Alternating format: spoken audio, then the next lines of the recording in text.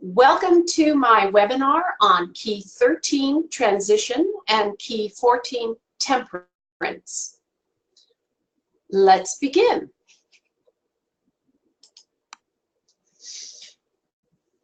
So, Key 13, Transition. This is also called the Death card by most people in other decks. So, after our experience of the law of reversal in Key 12, the suspended man, we are now ready to explore Key 13, Transition. In our deck, we have changed the name of the key from Death to Transition. The term transition and the keys number 13 epitomize the law of transformation, symbolized by this key. This law is all about change and dissolution. Minds dominated by race thought fear change, not because change is usually adverse, but because its outcome is unknown. They fail to realize that without continual change, life could not exist. And then even if it could, its monotony would be unbearable. Really boring, as they say. So, the number 13 and Scorpio. The number 13 is also the number of two Hebrew words meaning love and unity. The unity, or one power, from which all things proceed is also the love power that is the cause of all attractions and affinities. We also think of the love power as chiefly concerned with reproduction. And therefore, that's why Key 13 is attributed to the zodiacal sign Scorpio, which governs the reproductive organs. This sign is also the natural ruler of the house of death in any horoscope. The love power governs both the beginning and the cessation of our bodily activities. From this, you can conclude that there is actually only a single power, which has a twofold manifestation. The law of transformation. Man fears death. This, of course, is the one thing we all need to overcome, the fear of death, because death is a very interesting phenomenon. He does not know the meaning of this transformation. According to the Kabbalists, dissolution is the secret of the great work. The dissolution of form is imperative for growth. When form breaks down, energy is released and is utilized for further development. So keep that thought in mind throughout this little webinar. Think about the following. Stones disintegrate into soil. Soil feeds vegetables and plant life. Animals eat vegetables and grasses and incorporate their essences into a higher type of organization. Man eats both animals and vegetable forms and builds the chemical energy of their cells into his own body. If man is willing to learn how to liberate himself from the conditions of his physical existence, he will do more than this. In other words, he'll do more than just building the chemical energy of those items he consumes into his own body. He will become master of the energies that build his organism.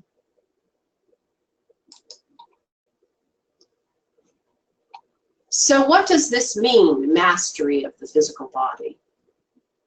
When a man, the term used for both men and women in the Kabbalah, in this lecture, so you'll find me saying the man this, the man that, but it also means men and women. When a man has achieved mastery, he is able to maintain his physical body for many years beyond the ordinary span of human life. And we're not talking about centenarians who are 110 or 105. But are very elderly. We're talking somebody who looks around 40 years of age, who's around for several hundred years.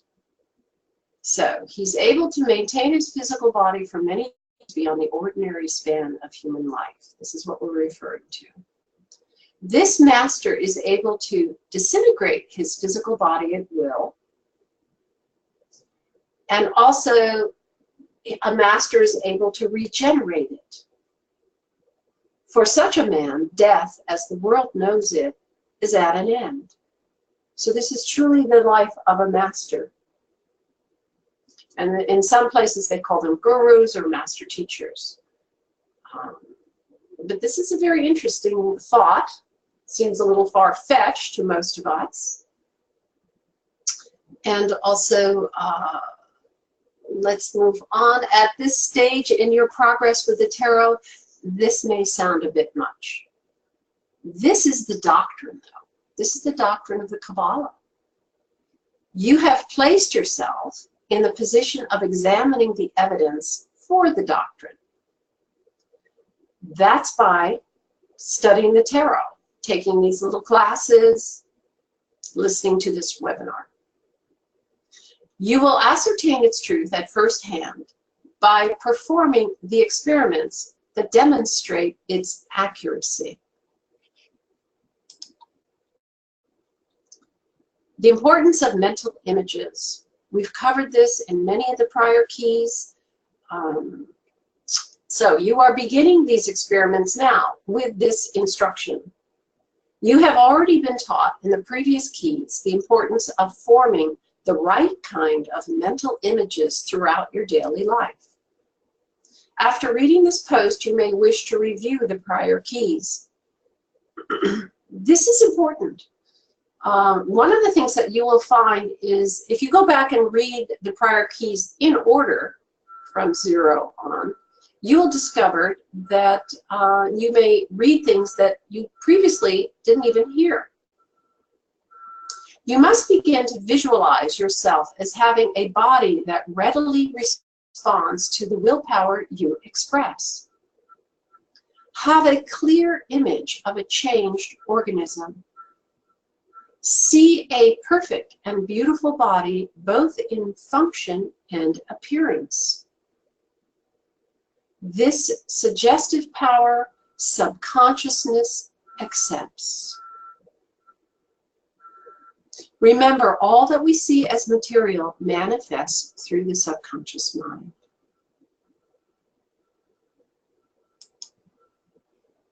Man does not die. We've talked about this in the past, that we are spirit.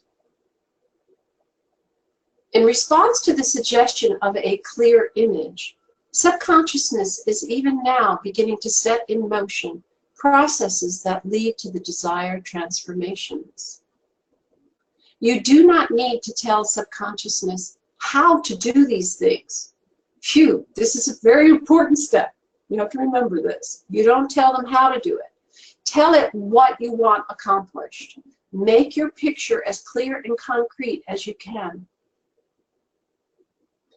Thus will man triumph eventually over physical death, because man does not die. It's interesting, we have reincarnation, a concept that many don't accept, but there are that do.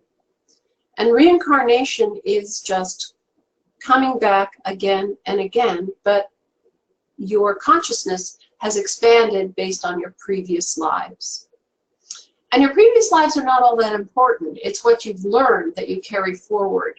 And what you're learning is how to give yourself over and be like the suspended man that we covered last time, and how to rest yourself, how to learn how to rest yourself on the perfection that you are and on your inner self, on your spiritual self, and not completely depend on what your physical body can create. Suffice it to say that this is an ascertainable fact. Any interested person may prove this to his own satisfaction.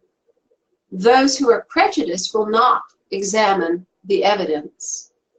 Those who are lazy will not look for it. Yet the evidence is abundant and thoroughly convincing. So why do we age and die? Science states that there is no human body that is older than 7 years. In other words, our entire body replaces itself every 7 years. So why the appearance of age? Our cells replicate themselves based on what they have become over the prior 7 years. So remember what we've said previously, especially in the prior keys, all about your consciousness. All that is material manifests through the subconscious mind. Okay? So the millions of cells that make up our bodies are material. And what have you been saying to your little cells and thinking about them for the last 7 years? And what have you been feeding them? There's that. Have you been giving them a nutritious diet? Have you been seeing them as perfect? This is hard because we live in a material world that does not support this level of consciousness. But we are not of the material world. So here we have, the Grim Reaper has a big smile. It's a very strange looking skeleton. Let's go over this key to see how its symbology and colors support this Kabbalistic doctrine that we've just been discussing. At first glance, it seems that we're looking at the Grim Reaper. But why is he so happy? To the initiate looking at this key, it is a reminder that the skeletal structure of the body is the foundation of its every move.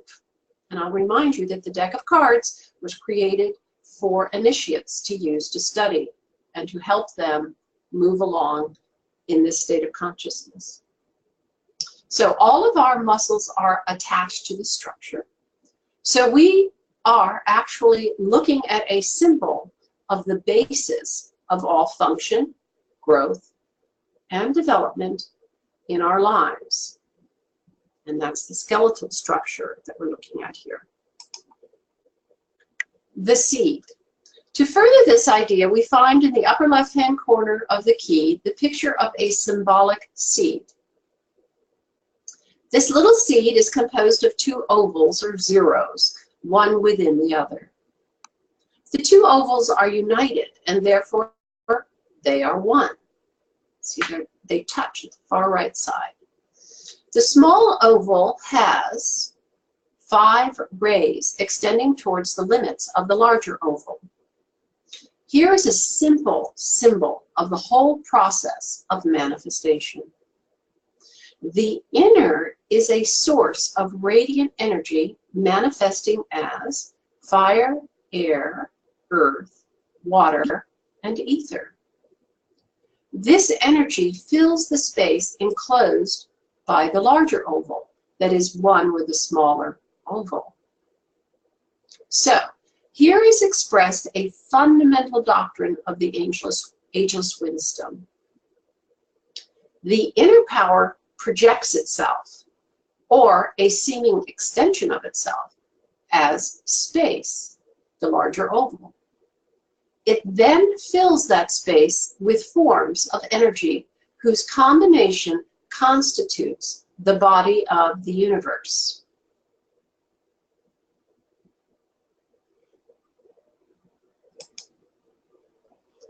The Hebrew letter Nun. The Hebrew letter Nun, pronounced noon, like high noon, is attributed to key 13. You see it over there on the right. As a noun, it means fish. So you see a little fish. And we're looking at the lower right-hand corner of the card. As a verb, because fish are prolific, it means to sprout, to grow. And when we look at the card again, you'll see all these little sprouts coming out of the black earth. Kabbalists attribute Nun's function to motion. And the Hebrew word for motion has the primary meaning of to walk. So thus we have the skeletal structure, walking. All motion is change, transformation, modification, or variation. By linking up these ideas implied by the meanings of the letter noun with the thought of foundation or groundwork, which is the skeletal structure, we arrive at the idea that change is the basis of manifestation.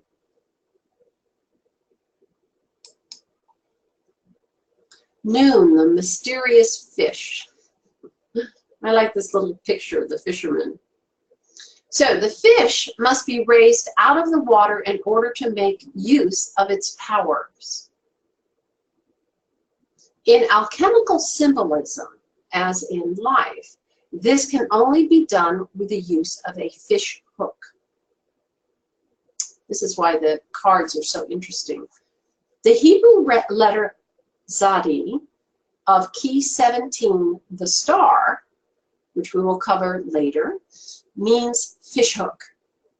The function expressed by key 17 is meditation. Therefore, meditation is the tool used to catch the spiritual powers symbolized by the mysterious fish. The fishing boat pulled up on land refers to this. So when we look at the card again, you'll see the fishing boat is on the left side of the card. The black earth upon which the fishing boat rests refers to the vast unknown. It also appears that new seeds are already sprouting in the fertile ground. Scorpio is assigned to noon. Scorpio, a fixed watery sign, is assigned to noon. Scorpio is ruled by Mars. Reversal of the currents of the Mars force are hinted at by this key. Scorpio rules the sex organs and is therefore closely associated to reproduction. Imaginative intelligence is the mode of consciousness attributed to the letter noon. It is the basis of the resemblances which are transmitted through the reproductive function. As you recall, children usually look like their parents. But remember, there's a spiritual reproduction going on. Also, this happens in your cells, in your own body. The choice of the adjective imaginative is in accordance with the doctrine of the ageless wisdom that causation is mental. All changes are primarily changes in mental imagery. Change the image, and ultimately the external form will change. Something to really think about. So what do you think about all day? What images are you projecting onto your body? The skeleton. So here we are back at the card, and if you look at it, remember the little boat is over there on the left side, and you see the little sprouts coming up out of the black earth. And the seed, as you recall, is in the upper left-hand corner. So the skeleton is twisted at 2 points. One just above the pelvis, the other at the neck, so that the backbone is in front. This would be quite impossible to do in real life, but we're trying to make a statement here. So the meaning of this strange position. The Mars force here symbolized must be twisted or reversed in order to perform its highest function. That's the reproductive forces we're talking about. The skeleton walks from north to south. And that designation has to do with something we call the cube of space, which we will be covering at some distant time, probably next year. So, but the attribution is, just for your own knowledge, is the skeleton walks from north to south. So it's walking from the darkness of ignorance to the light of perfection. The skeleton represents the framework of all progress. The disintegration of form for the sake of the release of energy. And I keep repeating that. The Sith. The handle of the Sith is shaped like the letter T for Tav, the Hebrew letter T. It has the same fundamental meaning as the structure from which the suspended man, key 12, hangs. And I'll reiterate that here. So key 12 means to reverse one's mental attitude is to have a new worldview, which sees the universe as a dance of life, full of joy and freedom. It also refers to the ideas of key 21, the world, which represents the esoteric significance of Tav.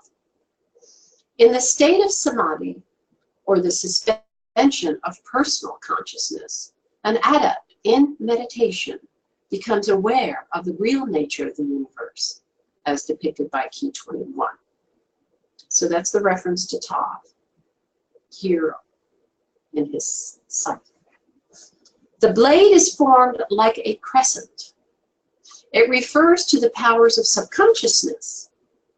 Remember, the crescent is always the moon symbolism. The moon is the symbol of the subconscious mind. The blade is related to key 2, the high priestess, another attribute of the moon. Yet it is made of steel, a metal assigned to Mars. Therefore, the influence of Mars in Scorpio is symbolized also by the red background. So there's constant symbols to Mars. Here we have the river. The river flows toward the rising sun.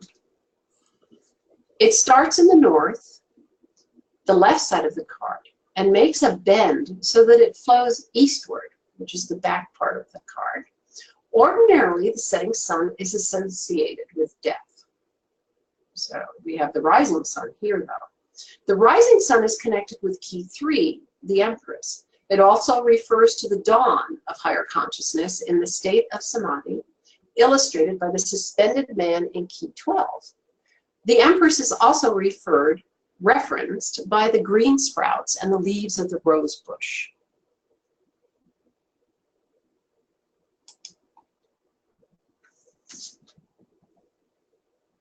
The white rose. The white rose has the same meanings as in the Fool key 0 card. There, the rose represents desire. Its thorns symbolize pain, and its bloom, beauty and joy. Here it is white, like the sun on the Fool key.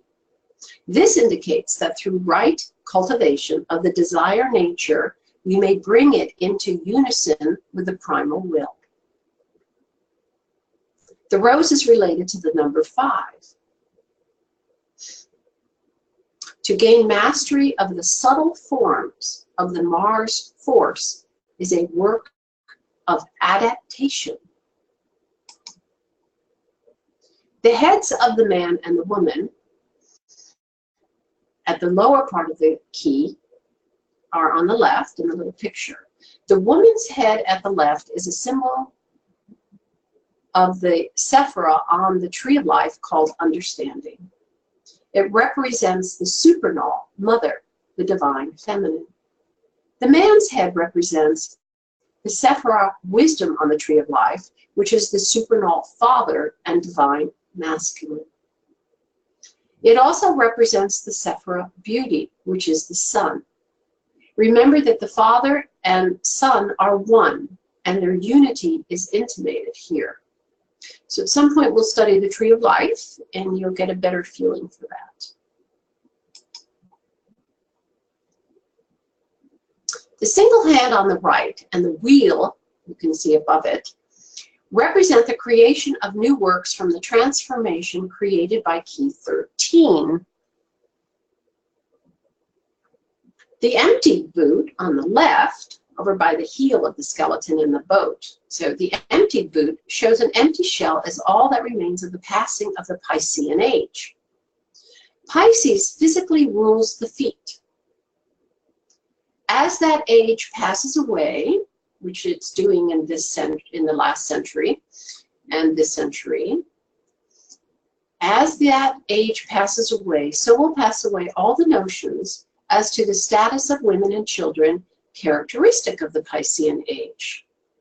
Of course, we do have those holdouts gripping tenaciously to the Piscean age on different parts of the planet, and they're all having a very difficult time right now because the planet's evolving into the next age, the age of Aquarius.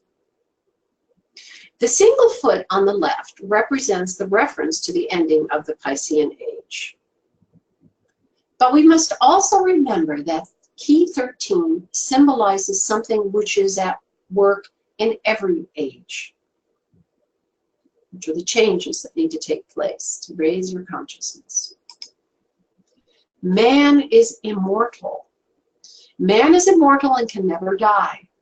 Though his bodies change and disintegrate 1,000 times, he remains.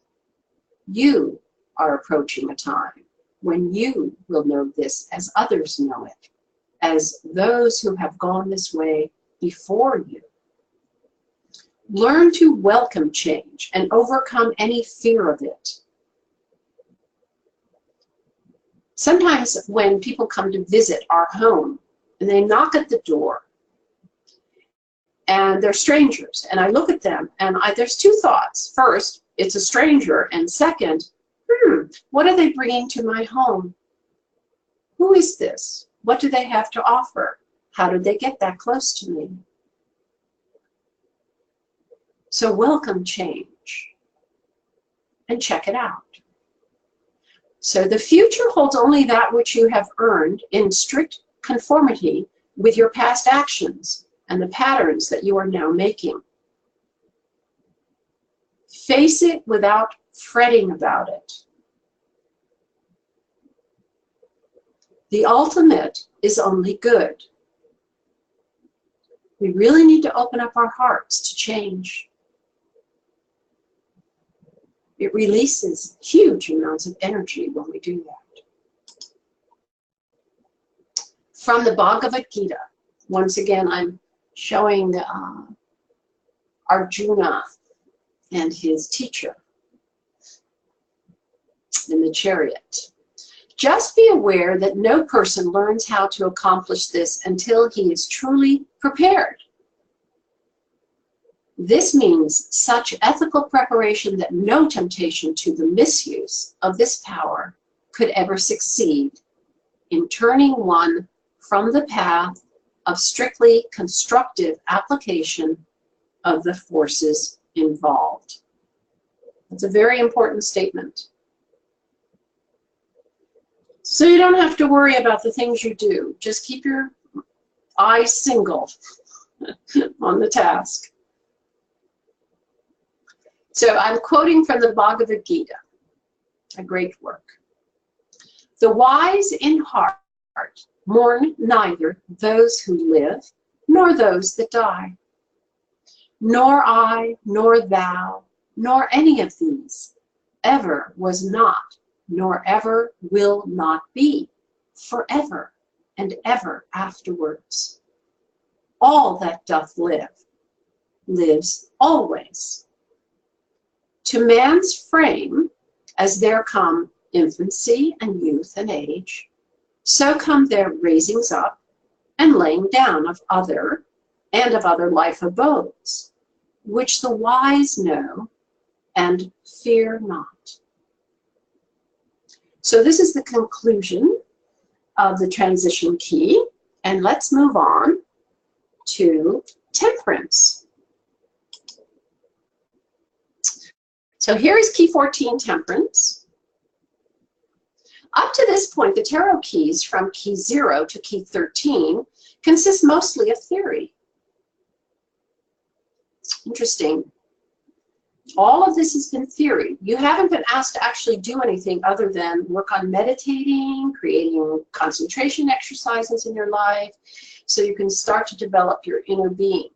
Now we're entering temperance. As a student of the tarot, it is important that you have a firm foundation in theory before you begin your practice.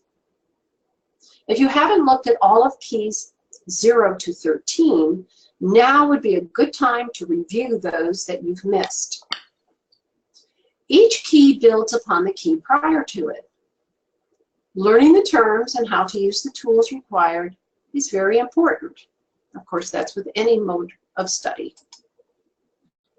The law of verification. This is the Temperance card. These theories must be established and supported in your life.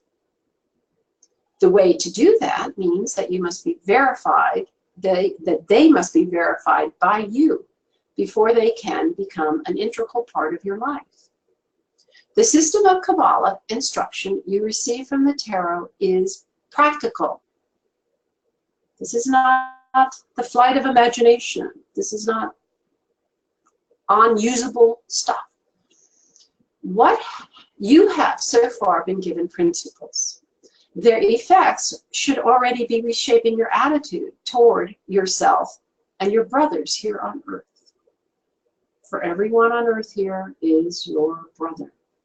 Every single person.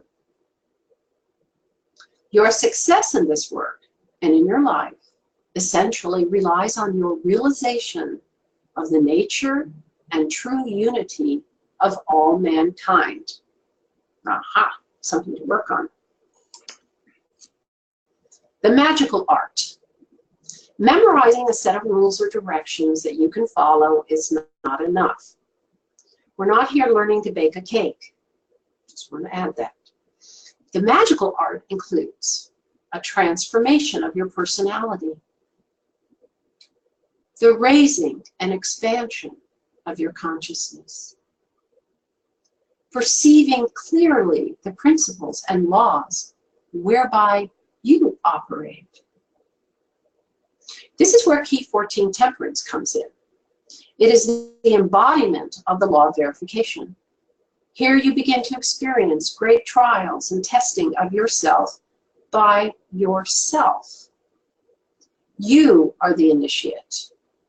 The tarot keys are the story of your life and your states of consciousness. These principles emanate from you. The one identity is your innermost self. You have entered the hero's journey. I've actually discussed the hero's journey briefly in my introduction to the tarot. So if you go back to my blog, The Gates of Light, you can read that, or you can just Google the hero's journey and see what it says about it. But you've entered it if you've gotten this far. The Hebrew letter Samekh. There it is, pictured on the left side. The Hebrew letter Samekh is related to this key. It means, as a verb, to prop, bear up, establish, uphold, sustain. As a noun, it means a tent peg, and it's illustrated in the lower right-hand corner of the key. So right before the little eagle's feet, and to the right, you see a little tent peg. That's what that little white thing is sticking there in the corner. That which makes firm the tent or dwelling place. That's what a tent peg does. Both as a verb and as a noun, its meanings infer the principle of verification. To hold up, sustain, establish. Only through the purging and purification of your personality does it, in time, become a fit channel for the expression of the one force, a fit temple of the Most High, a pure and holy habitation for spirit. Earnestness. The law of verification brings about the establishment or foundation of the house of God. By following these keys on the tarot, you have announced yourself a candidate for truth. Remember, we're working in the spiritual realm now. Truth will be revealed to you when you have proved yourself ready for it. Your first test is the earnestness with which you apply yourself to this preliminary instruction.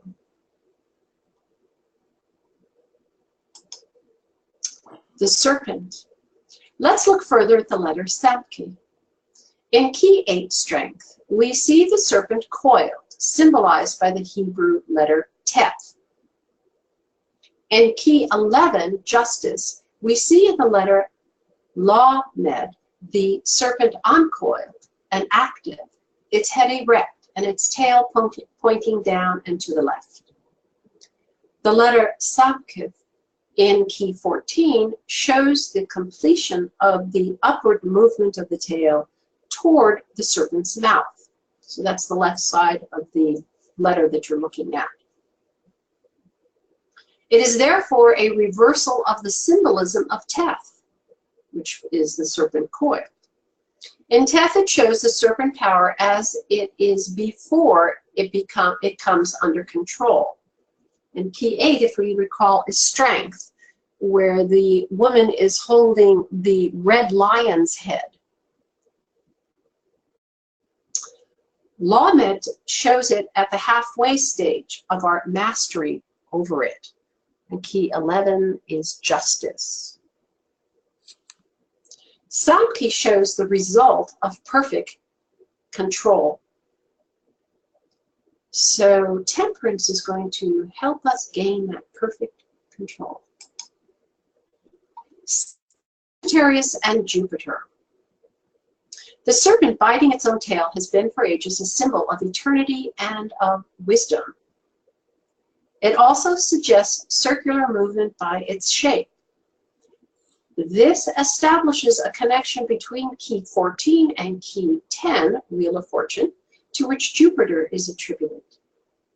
Here is indicated the combination of the ideas of cycles and rotation, with that of concentration and attentive observation of experience.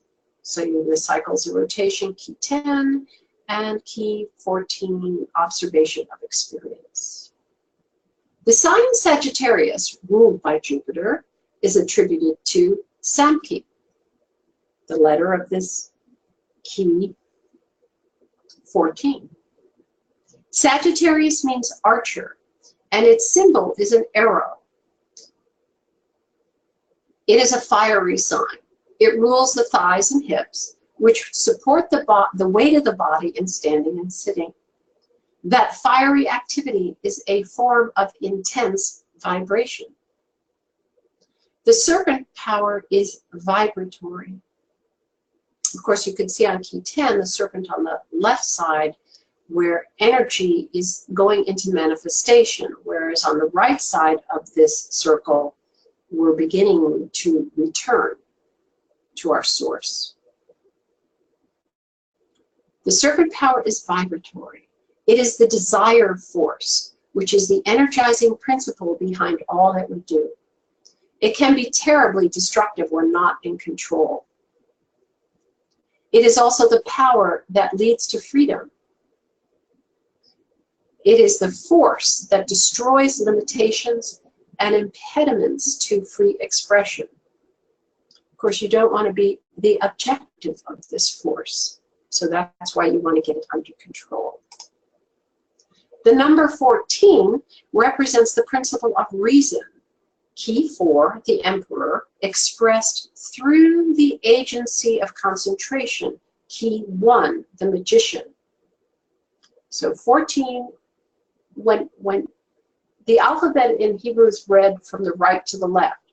So when you see a number, there's also certain symbols relating to it. So this is a exposure of that way of looking at numbers. 4 through 1, through the agency of 1. So the verification of hypotheses arrived at by the use of reason is carried out by means of concentration. So that's what 4 through 1 means. The digits of 14 add to 5, the number of the teacher. So this is another way of the Kabbalah uses numbering to express a concept. Thus, we arrive at the conclusion that the goal of verification is reached by carefully following the instruction imparted by the still small voice of intuition. You can always go back to the teacher card and see and to remind yourself how that works. The law of equilibrium. 5 is also the number of adaptation and desire. The proper adaptation of the tremendous force of desire through intelligent control results in the attainment of the higher consciousness. This is the mode of consciousness wherein experience becomes the test of ideas. Are we all passing our tests these days? Temperance, in the day when the tarot was invented, meant tempering or modifying. You might even have a vision of steel being tempered by fire to strengthen it. Swords were created that way and still are to this day. So, it therefore suggests adaptation. Adaptation is the basis of all practical work in Hermetic science. To adapt is to equalize, to adjust, to coordinate, to equilibrate. The object of tempering is to impart strength. My reference again to the sword. The sword, steel was strengthened by it being pounded in fire. This object is attained in the great work by the proper mixture of opposite forces, that is, applying the law of equilibrium. Archangel Michael. The central figure of the key is Angel Michael. He is angel of the sun and archangel of the element fire. These attributes connect him to the sun, pictured in key 19, the sun, which we will be covering in a future webinar. His name means like unto God. He is neither male nor female. We use the pronoun he for convenience. Neither is he a person. Michael is a personification of the fiery life breath of the one identity. There is a solar symbol on his brow, a golden circle with a dot in the middle. Light radiates from his head. One foot rests on water, symbol of the cosmic mind stuff. The other foot rests on land, symbol of concrete manifestation. Remember, he is not the one identity, but the life breath of that one identity centered in the heart of personality. Life breath of the one identity. That fiery life breath of the one identity is in continual circulation between its personal center of manifestation, that's you, and the one identity from whence it originates. This would be like electricity lighting a lamp, which is in continual circulation between the lamp and the dynamo at the power station. So you kind of get a feeling for this. What is the life breath? Michael's white robe, representing purity and wisdom, has inscribed across the neckline the 4 Hebrew letters of the Tetragrammaton, Yod-He-Vav-He, or Jehovah. Below the letters is a golden 7-pointed star. This has special reference to skill, because to make such a star, a circle must be divided into 7 equal parts. There is no exact mathematical formula for this. Thus, the division of the circle must be made by trial and error. The 7 points of the star symbolize the 7 spirits of God, or aspects of the divine life.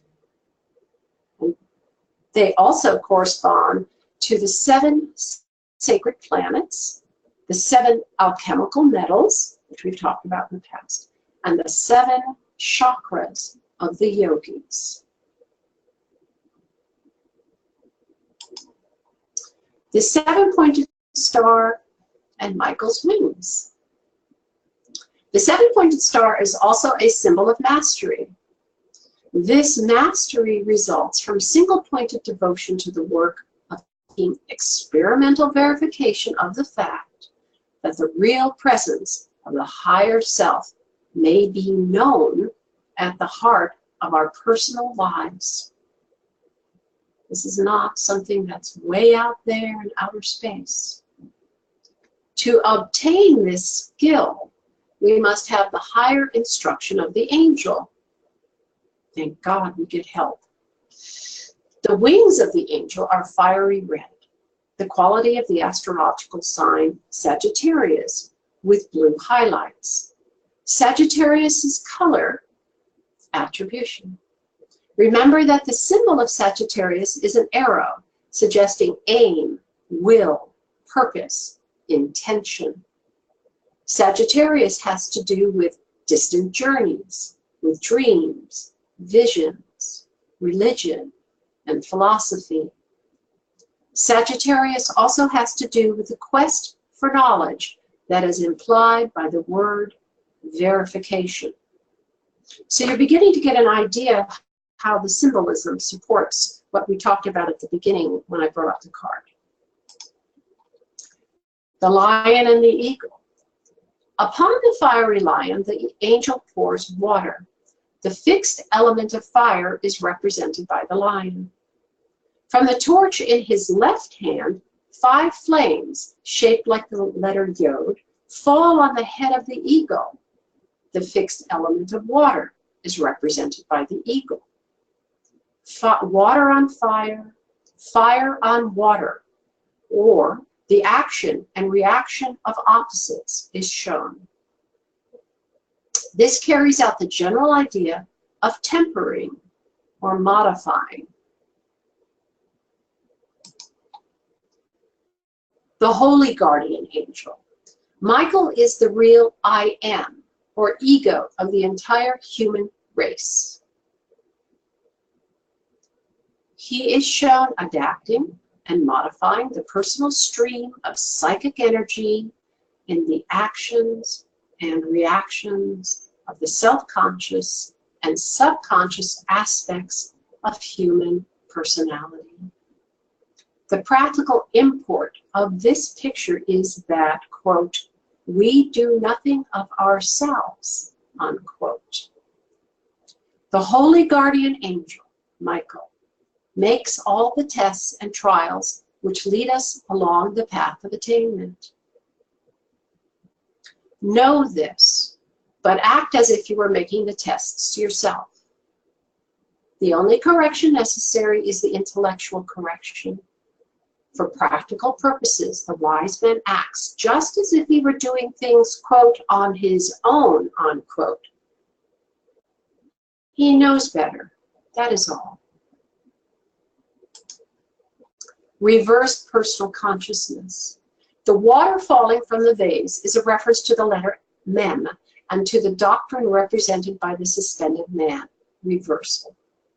When purified water, or reversed personal consciousness, is poured out on a lion, the meaning is, through suspension of the false notion of personal independence, one comes to understand the true function of personality as the instrument of divine will.